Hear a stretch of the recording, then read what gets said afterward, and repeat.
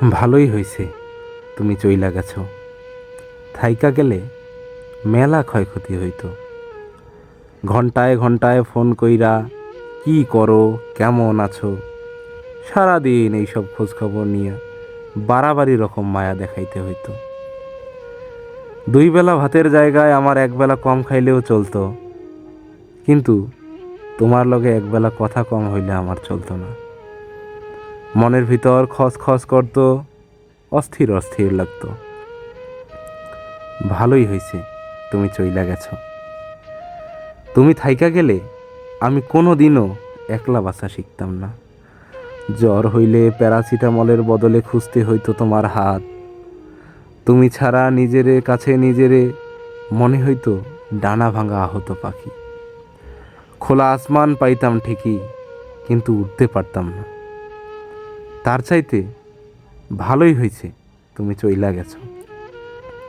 তুমি থাইকা গেলে পিরিত কইমা যাইতো।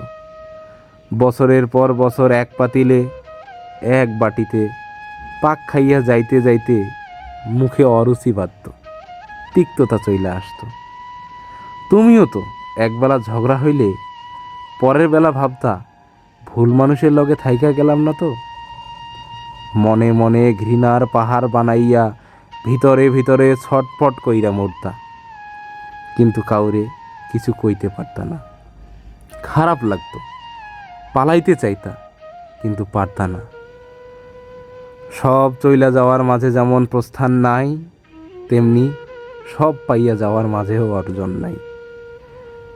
তুমি থাইকা গেলে তোমার পাওয়ার মতো স্বল্প আনন্দ পাইতাম ঠিকই, কিন্তু তোমারে না পাওয়ার মতন এই দীর্ঘ বেদনার আনন্দ কোনো কালেই পাইতাম না। ভালোই হইছে তুমি চইলা গেছো। থাইকা গেলে ভালোবাসা কম হইয়া যাইত। 3 বেলা ভাতের জায়গায় 1 বেলা কম হইলেও আমার চলতো, কিন্তু 1 বেলা ভালোবাসা কম হইলে আমার কোনো কালেই চলতো না।